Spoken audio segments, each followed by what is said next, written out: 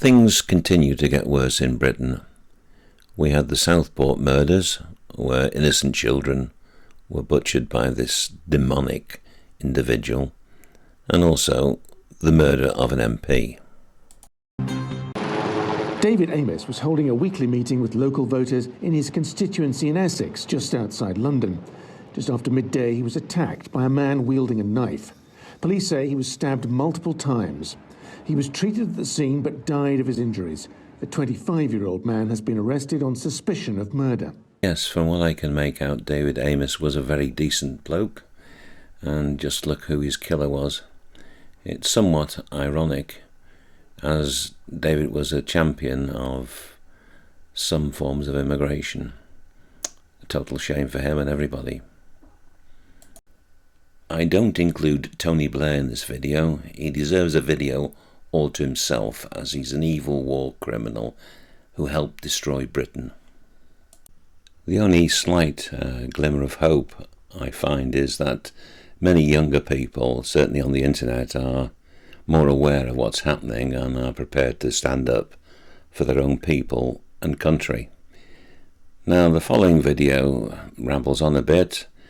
There's a little bit of history, and first of all, I include Margaret Thatcher, who at the time I found rather harsh and uncaring in the way she implemented her policies. Margaret Thatcher was the Prime Minister of Britain from 1979 to, I think, around about 1990. Here is a short speech about immigration, illegal and legal. With regard to the Vietnamese boat people, those who are genuine refugees, and that is determined again by the United Nations, will not be returned. Those who are illegal immigrants, will be returned. And it is customary international law for countries to receive their own immigrants back into their country. And if he is, the right honourable gentleman is suggesting that we ever get to a position when you cannot return illegal immigrants to their country of origin, then he is proposing international chaos. The irony of her speech is this, that during her reign in power, from 1979 to 1990, immigration went up. And really, should the United Nations dictate to any country fully? Did you catch what Margaret Thatcher said? The Vietnamese boat people? Perhaps they came across the channel.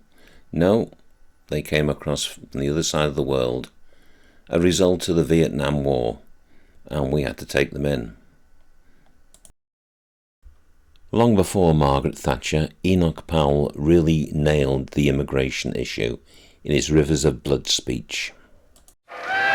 Enoch Powell was the most controversial of Tory politicians before Margaret Thatcher. His devotees claimed he was a man of unwavering principle. His detractors, that he represented the respectable face of gutter politics. The former Wolverhampton MP himself says that the thread which runs through his life is his belief in the nation. In this country, in 15 or 20 years' time, the black man will have the whip hand over the white man.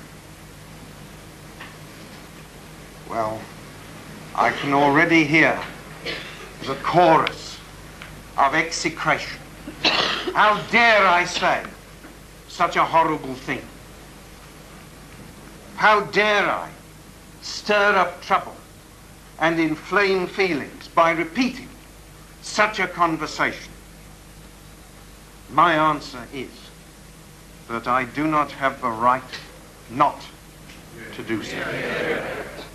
The sense of alarm and of resentment lie not with the immigrant population, but with those among whom they have come and are still coming.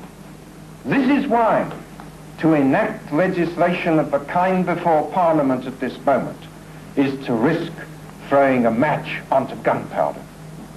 Powell quoted a letter he said he'd received about an elderly widow living in Wolverhampton, the only white resident left in her street. He quoted from the letter, "She's becoming afraid to go out. Windows are broken. She finds excreta pushed through her letterbox. When she goes to the shop, she's followed by children charming, wide-grinning pickaninnies. They cannot speak English, but one word they know, racialist, they chant. Those whom the gods wish to destroy, they first make mad. We must be mad, literally mad as a nation, to be permitting the annual inflow of some 50,000 dependents who are for the most part the material of the future growth of the immigrant descended population. It is like watching a nation busily engaged in heaping up its own funeral pyre. Powell ended the speech with a quote from Virgil translated from Latin. As I look ahead, I'm filled with foreboding. Like the Roman, I seem to see the river Tiber foaming with much blood. It was that line, not filmed at the time, which gave the speech its Rivers of Blood title. As the storm broke in the press, the Times condemned it as an evil speech, and there were growing demands for Ted Heath to sack Powell from the shadow cabinet. And the Smithfield meat porters marched on Parliament with a petition. There's 2,026 signatures there to say that Mr. Enoch's right, that we have the right to say who we like and who we don't like. This is not a racial problem. All we say is that we've got enough immigrants into the country and that no more should be allowed in. Now let me replay a section of that again, as it's relevant to today. Powell quoted a letter he said he'd received about an elderly widow living in Wolverhampton, the only white resident left in her street. He quoted from the letter, "She's becoming afraid to go out. Windows are broken. She finds excreta pushed through her letterbox. When she goes to the shops, she's followed by children, charming, wide-grinning pickaninnies. They cannot speak English, but one word they know, racialist, they chant."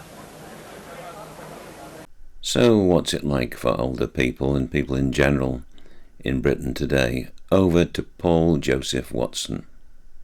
This one is deeply disturbing on so many levels. Watch the video first and then I'll tell you what happened.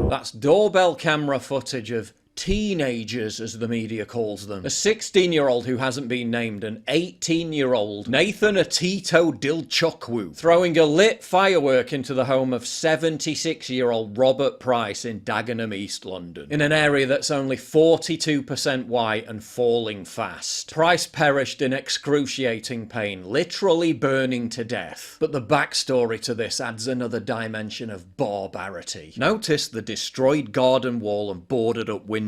That's because Price had been subjected to years and years of this torture. His neighbour told the court Price would never leave his house because kids would disturb him, and his windows were boarded up because the local kids would routinely smash them. 3 days before his death, a brick was thrown through the window. This would happen all the time and they would make his life hell, said the neighbour. The attack that killed Price was the second time he'd been targeted on that very day. The same teenagers had attempted to hurl a firework into Price's home, only for him to open the door and for them to run off yelling, "He saw me, fam," while letting loose a high-pitched cackle. The audio from the doorbell footage, which was played in court, reveals the killers saying they're gonna effing torch this N-word and we're gonna F you up. But wait until you hear what happened to the culprits. Admitting what he'd done to a social worker, Atito Dilchukwu said, quote, "I'm gonna do 20 years in jail." In a callous twist of irony, this prediction proved way off the mark, because in sentencing the killers, the judge was significantly more lenient. Judge Rebecca Trowler, KC, told them they made a determined effort to carry out this offence and cause harm,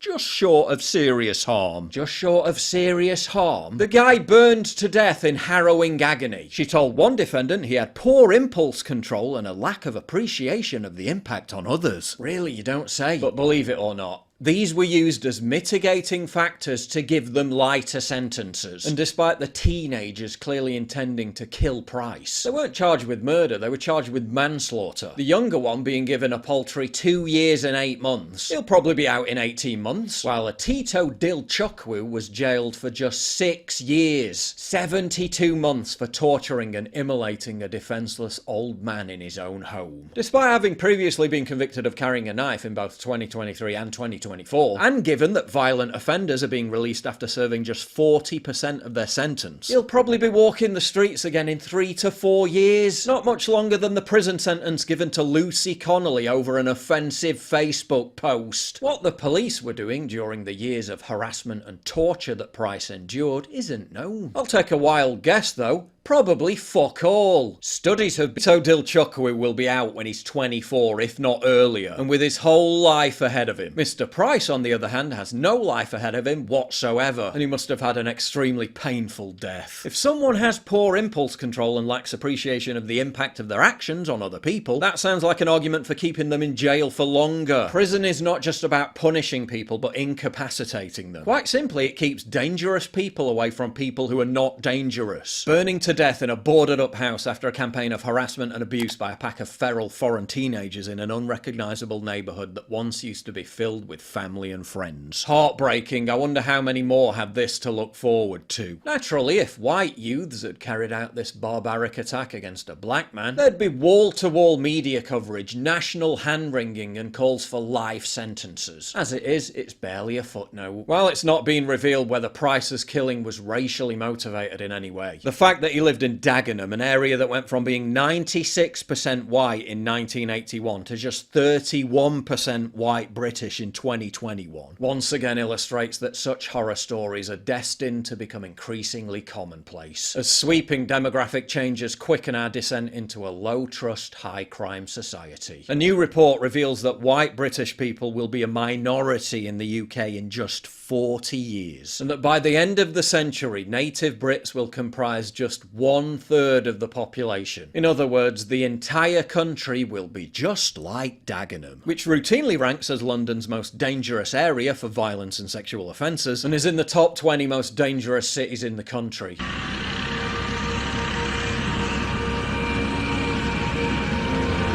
What the fuck? There's just been a shooting. As soon as 2050, white Brits under the age of 40 will be a minority in their own country. My own son being one of them. And by the end of the century, little over 1 in 4 young people will be white British. Bear in mind, these are conservative predictions. Such forecasts have routinely underestimated the pace of the change. By 2100, 6 in 10 people in the UK will either have been not born in the UK, or will have at least one immigrant parent. The majority won't be able to trace their roots in the UK back more than 1 or 2 generations. A deracinated island of strangers with all the devastating consequences that brings.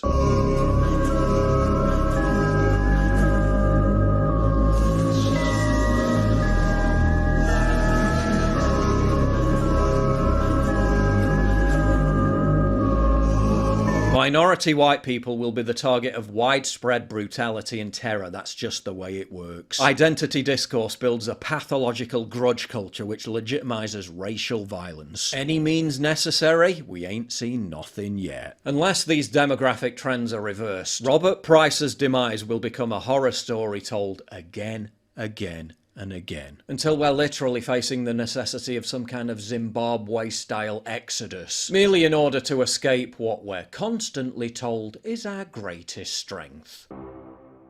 So I wonder, how are things in Europe? Perhaps they're a little bit better.